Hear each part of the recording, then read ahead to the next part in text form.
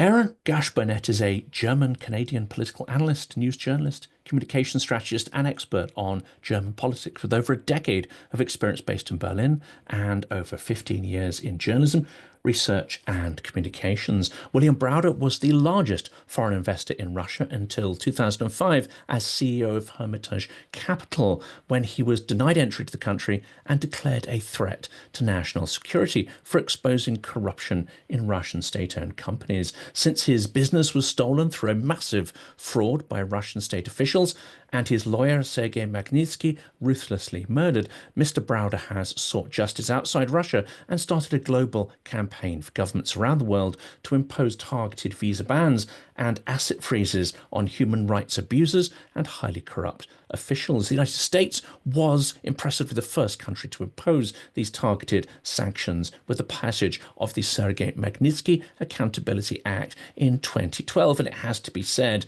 Putin absolutely loathes any accountability and, of course, loathes what Mr. Browder has been able to achieve here.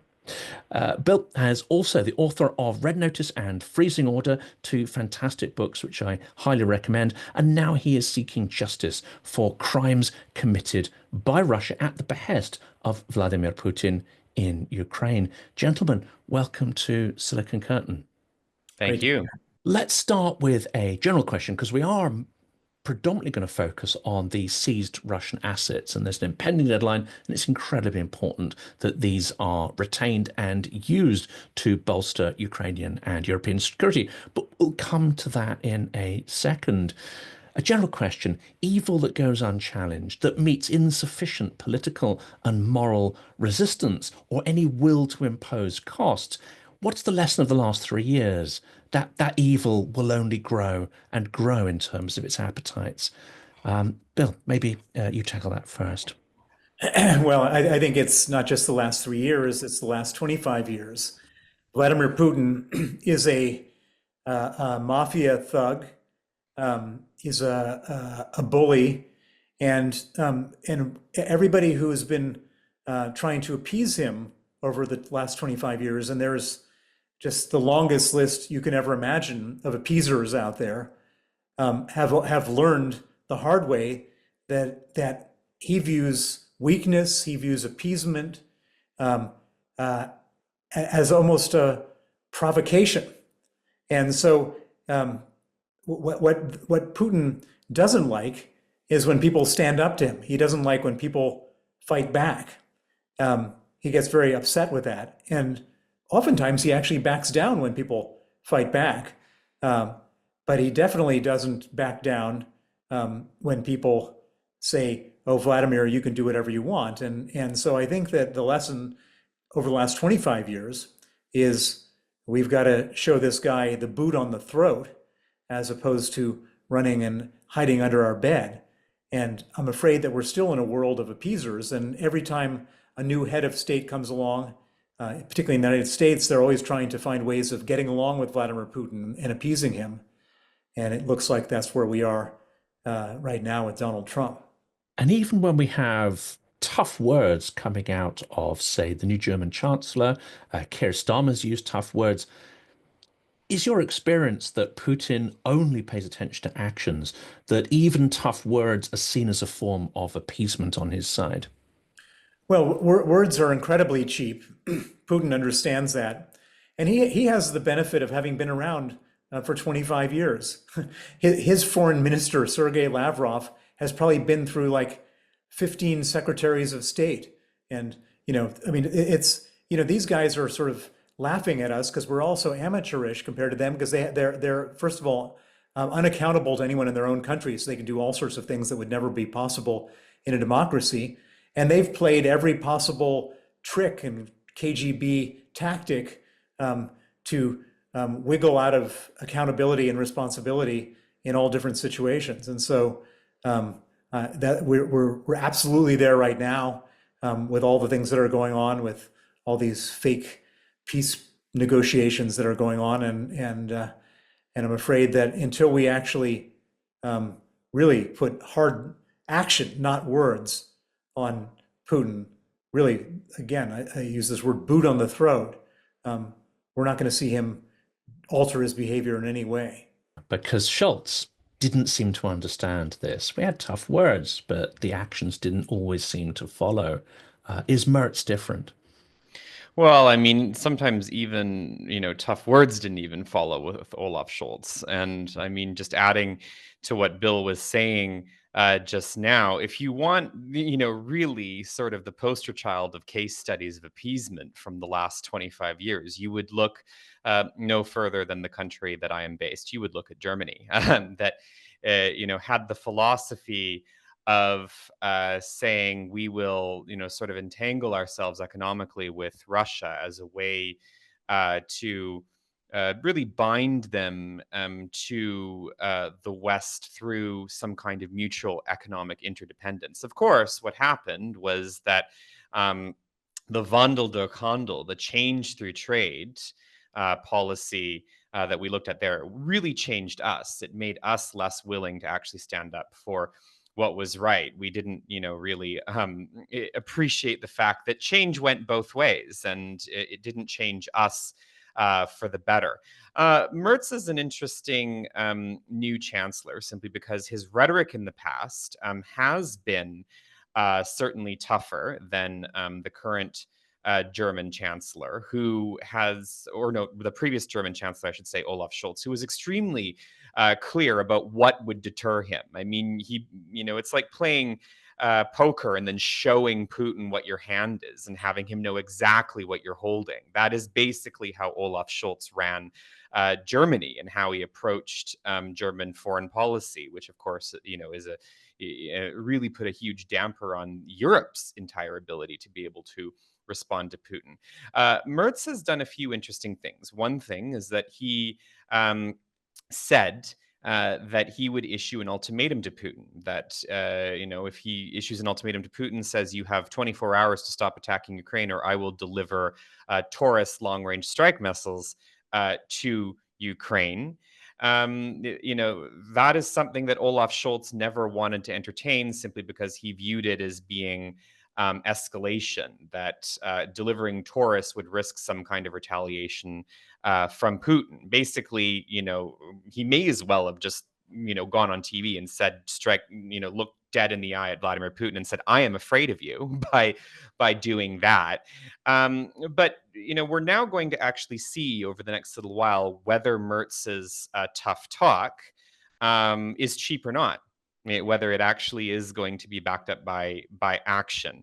And if he doesn't back it up, then that really is going to have immediate consequences for German and thus European credibility, as I see it.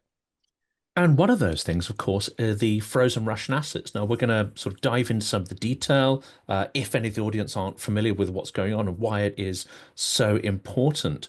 But it's critical, isn't it, that this new potential alliance that was very sort of visibly demonstrated by the four leaders, key leaders in Europe going to Kiev, they're going to have to take action not just on munitions, not just on Taurus, but on safeguarding and potentially unlocking the 300 billion of frozen Russian central bank assets.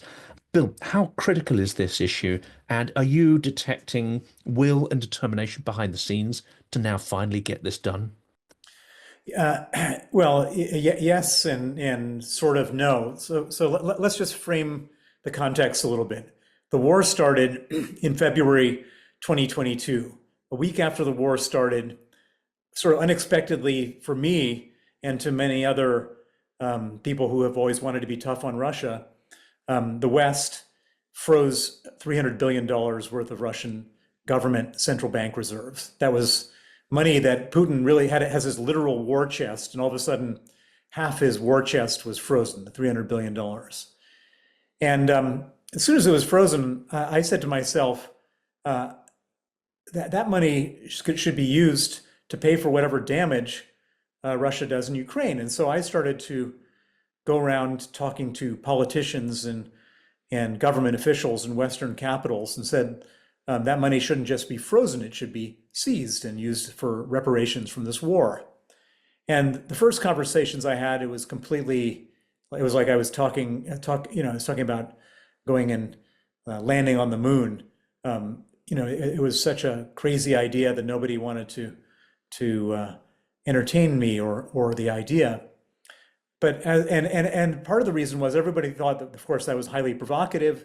They also thought that the war would end quickly and you wouldn't need such a lot of money because there wouldn't be so much to repair.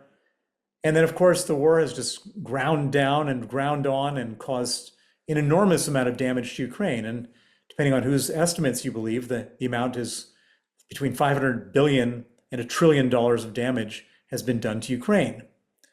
So now we have the war going on for a very long time, the damage done far in excess of the $300 billion of reserves that have been frozen.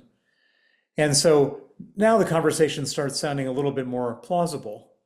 But still, many countries have been reluctant to do this.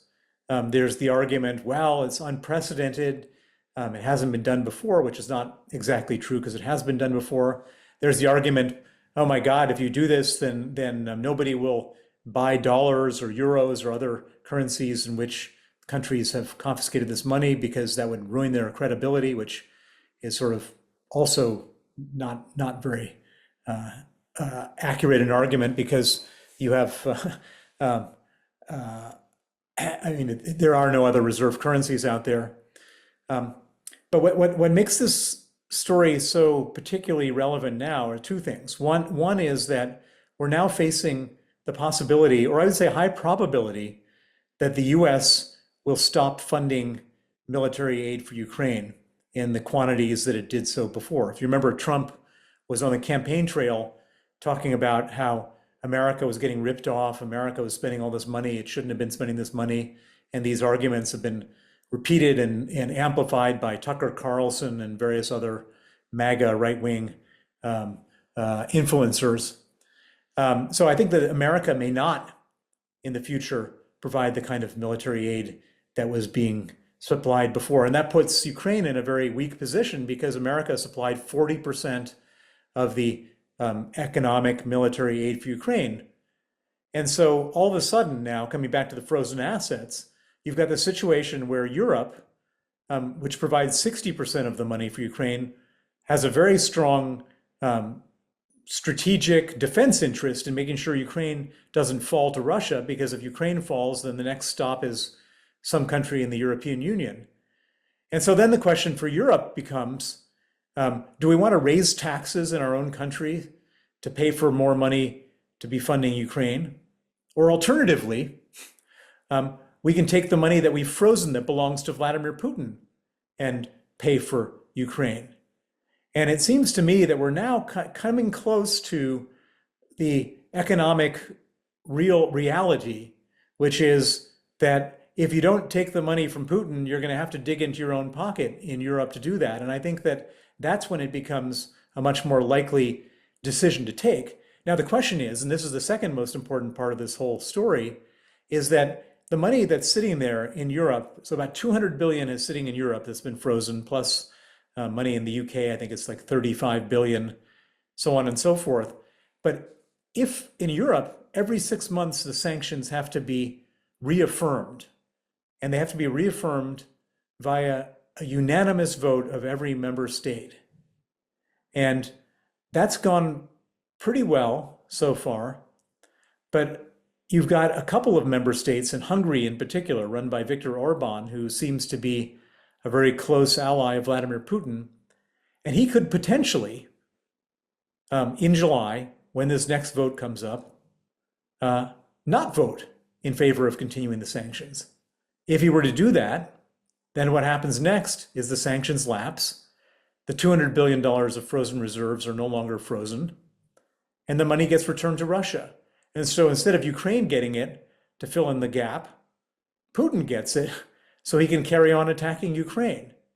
And so on one hand, you've got the economic reality of Europe needing that money to be confiscated. And on the other hand, you've got Putin and Orban who could potentially return that money to Russia. So I think we're in a very critical moment right now as far as the $300 billion of central bank reserves go. Bill's absolutely right there. And if I may add a few important contextual points and numbers to this. First of all, so the 300 billion that we're talking about, which is the total amount of money that was frozen in these central bank reserves. Again, over 200 billion of that is sitting in a Belgian securities depository called Euroclear. And the freeze that Bill has been talking about, that the European Union puts in place that has to be renewed every 6 months, applies to Euroclear. In terms of the amount of money that's in Euroclear, about 63% of it is in euros. So the actual power that Europe has over these particular assets and the responsibility that it holds for a decision about whether to confiscate these assets is extremely clear.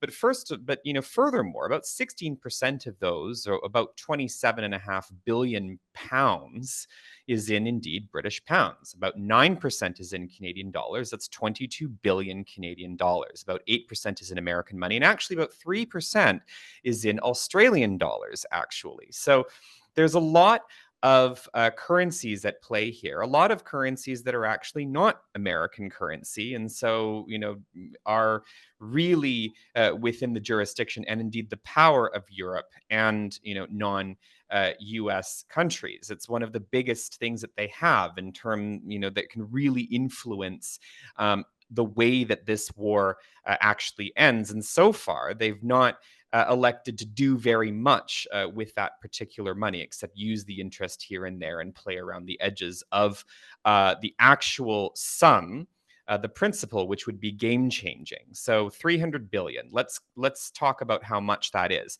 450 billion is the amount of money that has been given by all countries in the world to Ukraine to date. That is Europe, that is the US, that is Canada, that is everybody. That is also all aid. That is military aid, that is humanitarian aid, that is financial aid, that is everything. So when you're putting 300 billion against 450 billion that has been given over the last 3 years, you can start to understand why 300 billion is a really game-changing amount in terms of the amount of difference that it would make to Ukraine, not simply for it to be able to repair its infrastructure, which now the damage is wildly in excess of that 300 billion amount, but also to defend itself. And one more thing I'll add here: that freeze that applies on Euroclear that has to be renewed every 6 months. If that freeze lapses, it's not just the European amounts that go back to Putin. It's all of the other amounts as well. It is the British pounds. It is the Canadian dollars, the Australian dollars. All of that goes back to Putin, unless, of course, those countries actually act to independently freeze their amounts, which they've not yet done. So the lack of urgency that we are seeing in Europe is also very much echoed in other countries as well. And given the actual risk that we're looking at, it really defies explanation. We've spent the last 3 years with Western political leadership essentially assuming that their choice is between freezing or keeping the assets frozen and seizing the assets. That is no longer the case. The choice is now between seizing these assets and the principal, transferring it to a compensation fund for Ukraine, for reparations, as well as for its defense, or to return it to Putin. That is now the choice. And if we're not looking at if somehow the European Union manages to renew that freeze in July, we are going to be having this conversation again in December. How long do we want to have this conversation before we actually choose to act? That really is the question we have right now. And in the previous conversation I had recently on this topic, two arguments came up, which I think are very powerful. I'd love for you to get in more detail. It's not just that we hand these back and have to root around to find more money to support Ukraine. It's that, firstly, certain obligations have already been made against the principal amounts. Some of the interest has been handed over. So theoretically, European taxpayers may be on the hook for monies that have already been handed over. The second is that this vast sum of money could be used by Russia to bolster its war effort. In the medium term, that would dramatically increase the amount of money that Ukraine's allies would need to find over a more protracted war in order to help Ukraine to survive. Are you hearing what seem to me very compelling arguments being discussed? Do you indeed think they are compelling arguments, Bill? Yeah, I mean, when we started having these conversations about confiscating the money, everyone was throwing their hands up in the air and saying, "Oh my God, they can't be done," even though there was absolutely firm legal arguments that it could be done. And then this strange thing happened, it's you only see this happening in politics, doesn't happen in business, where they came up with with this halfway house solution. They said, well, we can't seize the money. That would be too much to do. Even though they claim that, and they claim that it wasn't illegal to seize the money, but they said, but somehow it is legal to seize the interest. Okay, so I don't buy that. If you seize the interest, you might as well seize the money. But then they said to themselves, and therefore we're going to make a loan to Ukraine based on interest now and future interest. Okay, so they made a $50 billion loan to Ukraine, and that's based on the interest now and the future interest. And as Aaron just said, if this vote in July goes badly, we're going to be returning that money to Russia, and there's not going to be any future interest. And so $50 billion or some very large amount of money is going to be not available. And that's money that the taxpayers of Germany and France and Britain and various other countries are going to have to foot the bill over. And so I would argue that we're now in a situation which is, we have, it's not just legally right, it's not just morally right, it's not just politically right, but it would be financially negligent if we didn't confiscate the money with that type of liability hanging over the head of the taxpayers of Europe and the UK and various other countries. And there's something else too. I mean, the fact that this money would go back to Putin is a major strategic threat as well. It's not simply a case of European taxpayers being on the hook with the kind of financial negligence that Bill was mentioning just now. Although that is absolutely the case, and I can only agree with Bill there. What happens to this money if it goes back to Putin? Well, let's go back for a second to the days after the full-scale invasion started. Putin instructs private banks in Russia that they have to lend to Russian defense companies to be able to produce the kind of kit that Russia needs to be able to fight this war. And he basically says, you can't say no. The law that I've now passed says you cannot refuse to lend to these companies, but there's an implicit state-backed guarantee behind this order. Now, the reason why he did that is very simply to keep a lot of money off the public debt books, basically to make the balance sheet of Russia look healthier than it actually is. And so whenever you hear someone say something like, well, the sanctions aren't working, Russia's in perfectly fine shape, well, they're missing this little, this very key piece of the puzzle, just as one particular example. Now, how much exactly in off-book debt does Putin have, to these financial institutions potentially that have been lending to these defense companies? You guessed it, about $300 billion.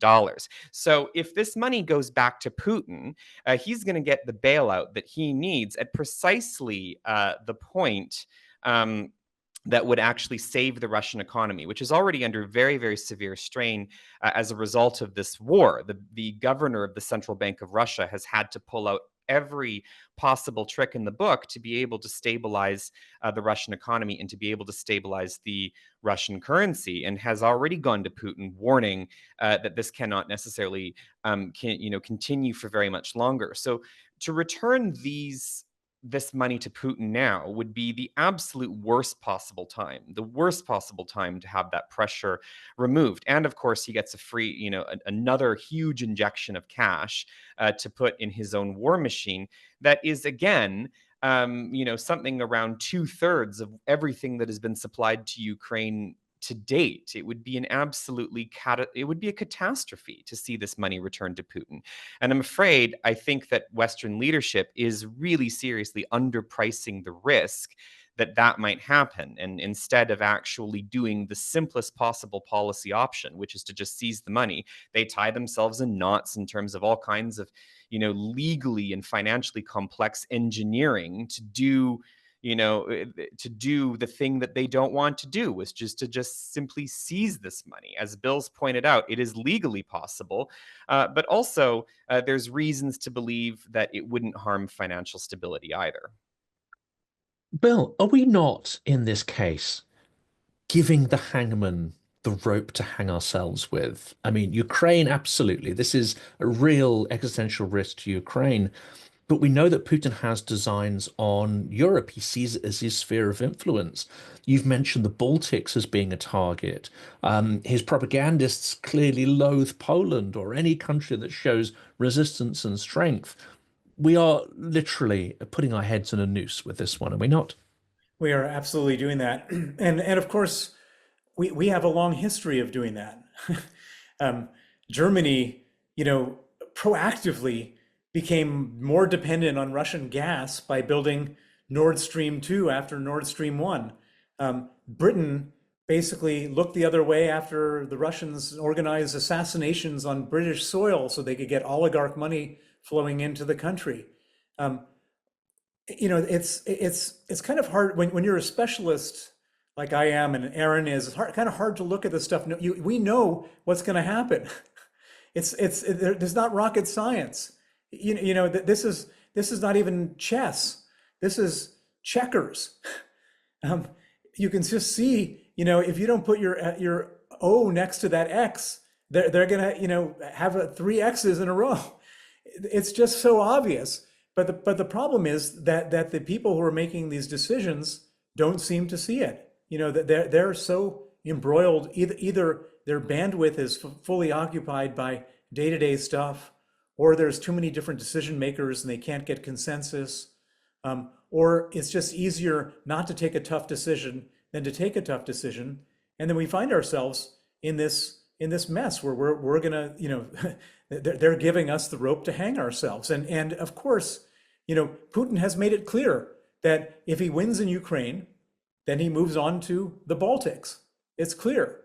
And then the question is, does the rest of the NATO and the European Union defend the Baltics and go to war with Russia? And either we do, which means we're at war with Russia, or we don't, and it means that Russia then has free reign to do whatever they want in Eastern Europe and perhaps Western Europe. And that could all be avoided if Ukraine has what they need to keep fighting back, and to give them what they need to keep fighting back is just to take this money and make sure it doesn't go to Putin so he has the money to fight back. It's just so plain. If you take that that money you're sending that message to Putin saying you will not get this back. It's over. There's no way you're getting this back, and that is, really a way to help also alter the calculus for Putin as well. Right now, Putin has no reason to stop because he has lots of reasons to believe that he could get this money back. And by the way, there's one more thing. Everyone talks about the unexpected consequences of confiscating the money.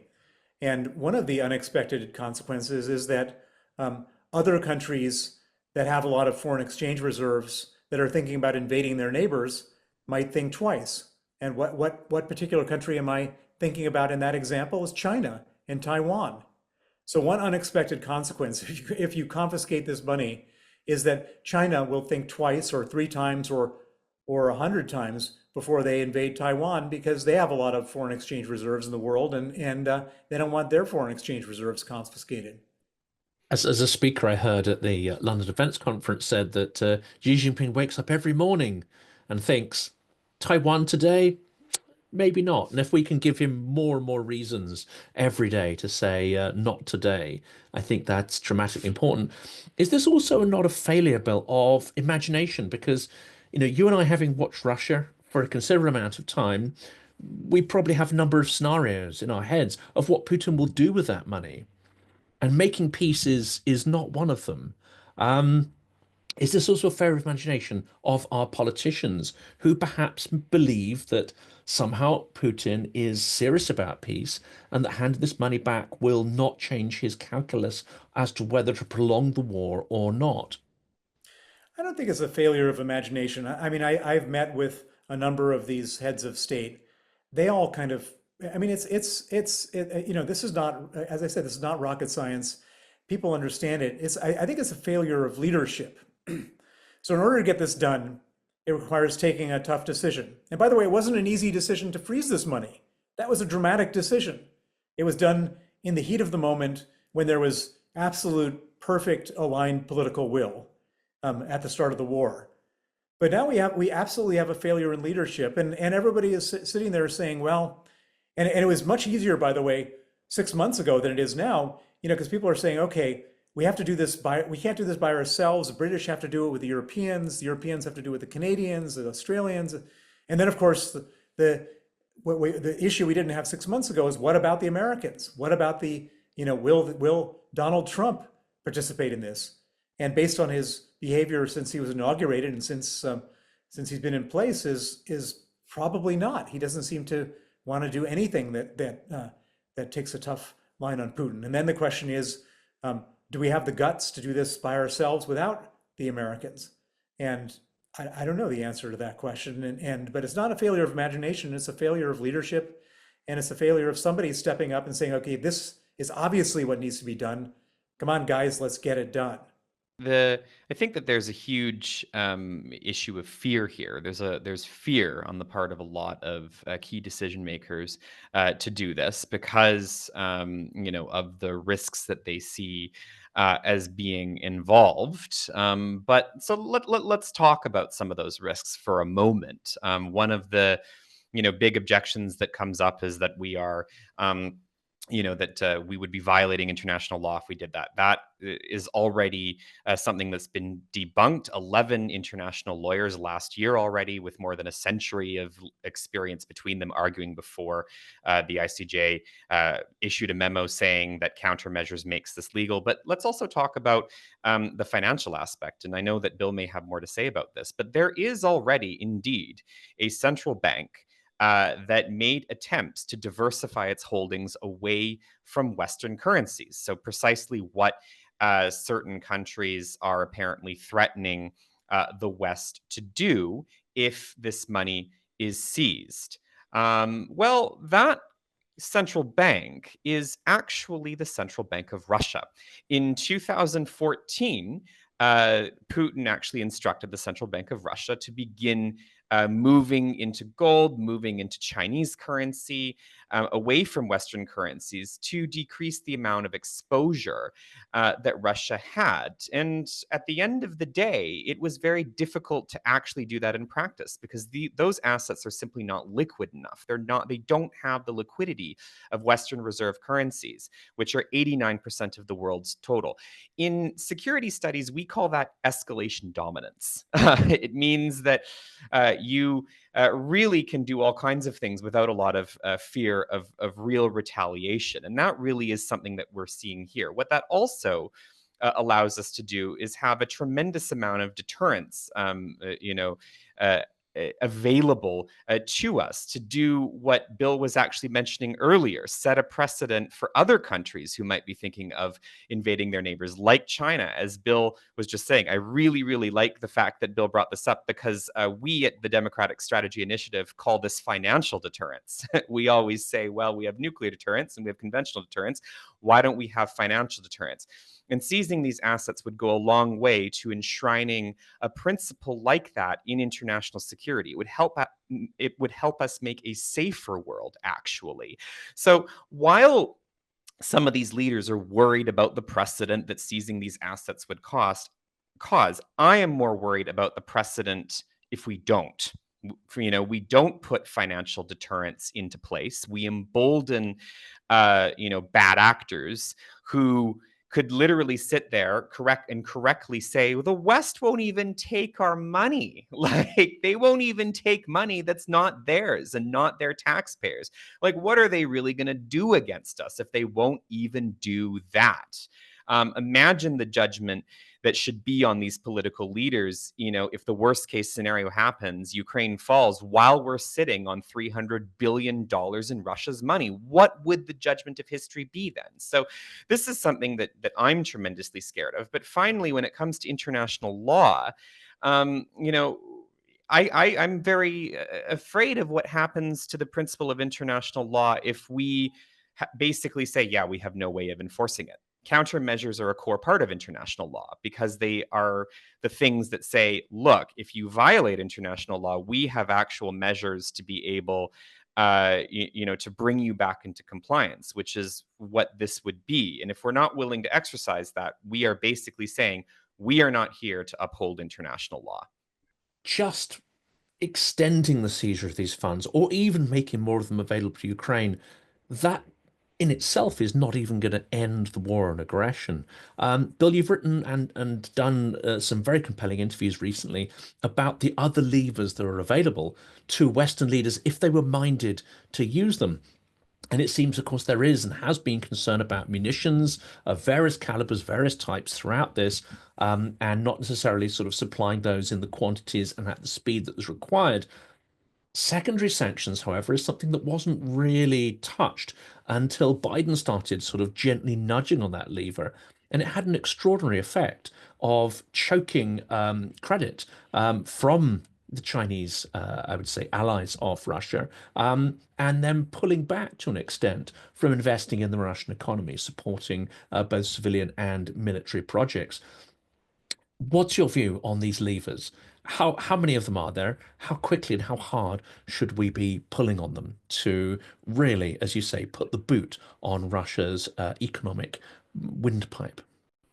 Well, so first I would say that, as Aaron alluded to earlier in the conversation, there are some group of people that are saying, well, sanctions don't work. Well, that's not true. Sanctions do work, and we've imposed punishing sanctions on Russia.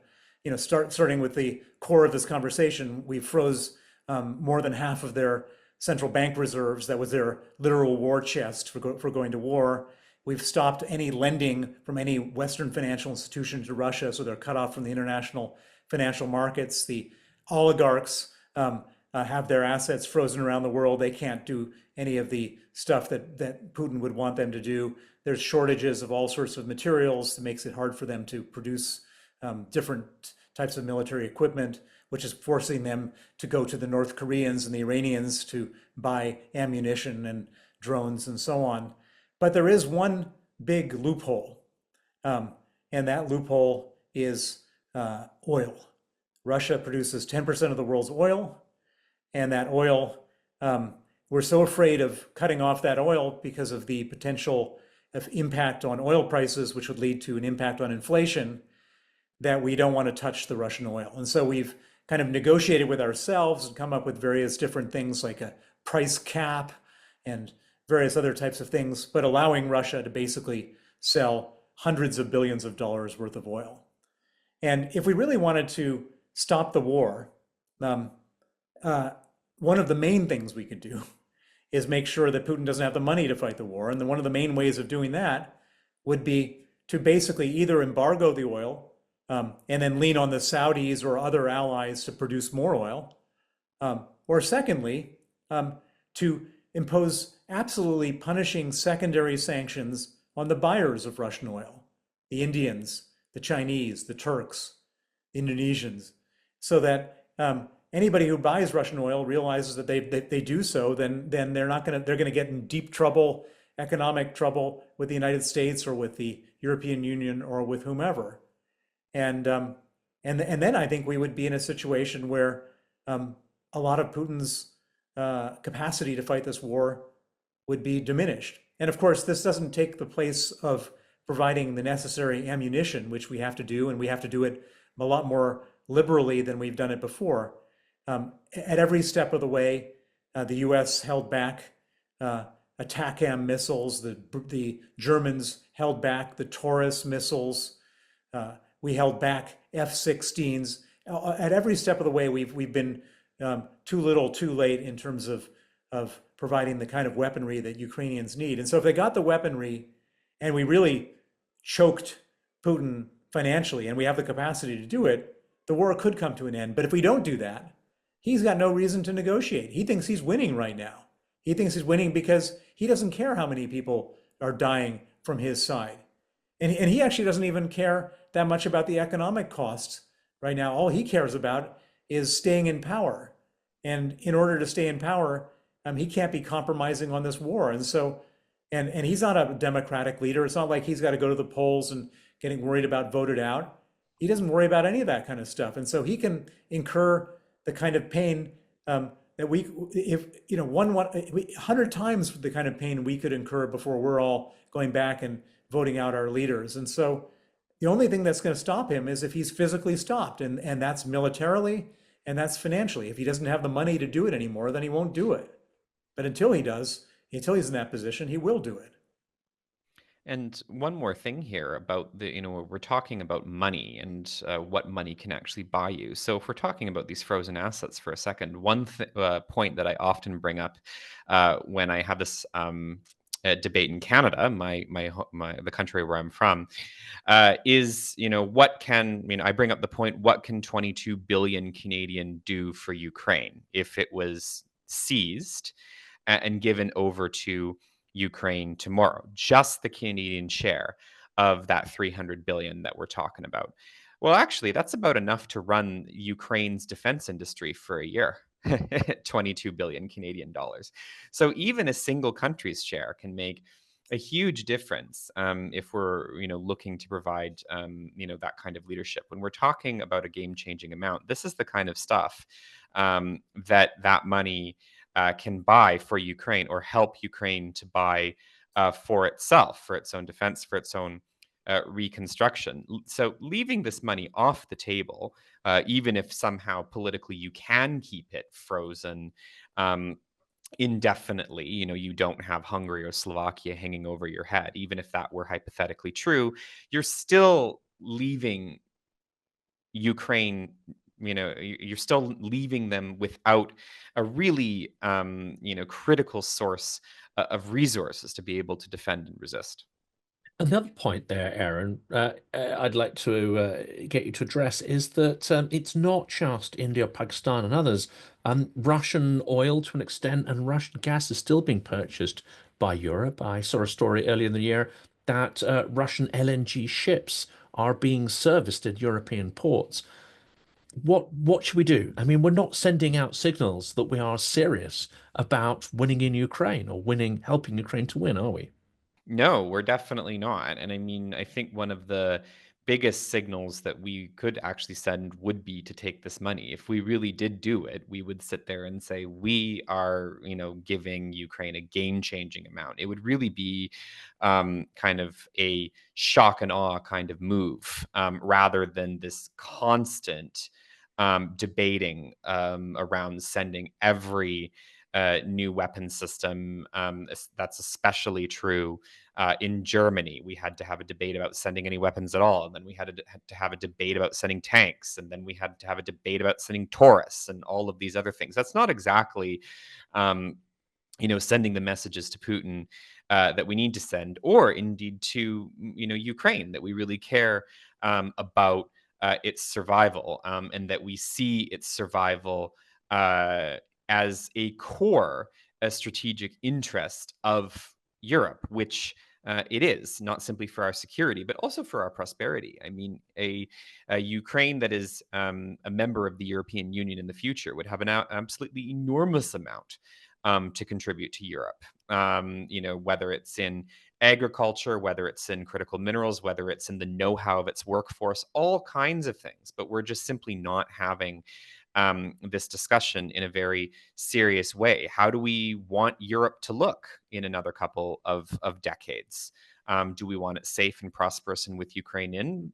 Ukraine's a very key part of that, but we're not telegraphing that to Putin. Instead, I saw a headline today about this recent trip with Starmer and Tusk and Merz and Macron to Kyiv, and this whole idea that if Russia doesn't agree to a ceasefire, that we will ratchet up the sanctions and everything else. More incrementalism. Let's actually go for the big thing, and let's really say that we're not messing about here. Until we actually seize these assets, we're not serious. We're not sending the kinds of signals we need to be sending. It is extraordinary 3 years in that there still are levers to pull. And of course, I know some experts question as to why there are any left, that they should have been deployed longer. I want to sort of, as we sort of begin to close out the discussion, Bill, I wanted to bring you up on something you mentioned earlier, which is a lot of half measures. Even when we agreed to supply certain capacities to Ukraine, often they were not in the right quantities and they were late. I've heard it said that the Biden administration had a rule of thumb: if Ukraine's requesting this amount, then we give them half, and if they want it now, we give them at some point when perhaps it doesn't have the strategic impact. If those are half measures or half doses of medicine under Biden, what we get under Trump is more akin to a homeopathic remedy, just a couple of atoms in a lot of water. What's more worrying, that the removal of intelligence, even though it was reinstated, or the stated ambition to reinstate or normalize relations with Russia and become an active trading partner with Putin? Well, it's hard to say what's worse. I think they're all pretty bad. So, I mean, fortunately, when Trump came in, he was so obvious about his disdain towards Zelensky and towards Ukraine that Biden front-loaded as much military aid as he could. And so the Ukrainians sort of have a stash or a stockpile that will last them out until the end of the year. And so when Trump halted military aid, that didn't have any sort of day-to-day effect on the amount of weapons they had to fight back against the Russians. But what did have an effect immediately was the suspension of intelligence sharing, because the Americans are the only people that have this sort of collection of spy satellites. I mean, basically, America can tell you what you have on your burger from space, wherever you are. It's that good, and nobody else has that. And so that was very, very useful for the Ukrainians in learning about Russian troop movements, in learning about the launch of drones or missiles from Russia, and having that intelligence, and that was basically defensive intelligence, although there was probably some offensive as well. That was really, really valuable. And by just having a week of not having that, the Ukrainians were flying blind. And so in the very short term, that's pretty worrying. In the medium term, we know what it looks like when they run out of weapons, because there was a moment at the beginning of last year when Donald Trump intervened, and he called up Mike Johnson, the Speaker of the House of Representatives, and said, don't vote on any weapons package. And so the Ukrainians had run out of weapons, and they were really just like rationing bullets on the front line in order to stay in the game. And then finally, Trump allowed the vote to take place for the Ukraine aid, and they got the weapons. But we know what's going to happen if they run out of weapons, and that could happen by the end of the year if something doesn't happen. Now, there is one caveat, which is it's a lot different now than it was 2 years ago or even 1 year ago, which is the Ukrainians understand that they can't be so dependent on outsiders. And so they've developed a very, very capable manufacturing of drones and other types of implements for their war. And so they're not completely beholden to the outside world, but they still need resources, money, and weapons in spite of that. And so all those things feel pretty scary. And I guess perhaps the scariest thing is that Trump, in his passion to end this war in 24 hours, my big fear is that one day he doesn't just say we're not going to contribute to Ukraine, but he's going to put pressure on Europe to not contribute. And he's got a lot of levers to put pressure on Europe. He's got the whole tariff thing and other ways of NATO, his presence in NATO, which could influence Europe. And so it's a very tenuous and scary moment right now to see how it's all going to play out. I mean, I can only agree. I mean, Europe needs to make a decision here that the future of Ukraine is within its security interests, because it is. Um, in a way that is far more present, that you can even feel here a lot more than you can over in North America, where I'm also from as well, from being in Canada. The threat is simply much clearer. We cannot afford to not take these kinds of tough decisions. And I think that taking a decision like seizing the frozen assets, that is really, doing that really would be a symbol for Europe to basically say, look, we can actually do things, and Europe can actually do things if it wants to do them.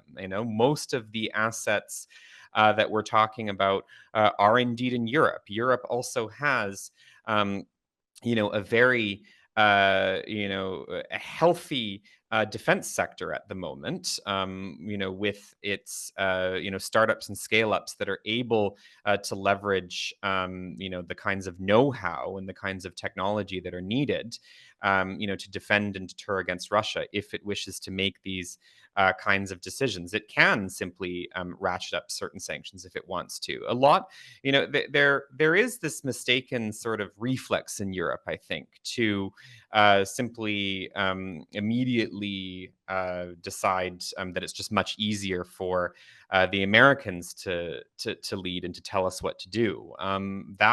Those days are over, and now the decision really has to be with Europe, simply because the U.S. might have a certain luxury of walking away that we simply don't have. But as I said, you can just do stuff. Europe just has to choose to exercise the power that it actually has.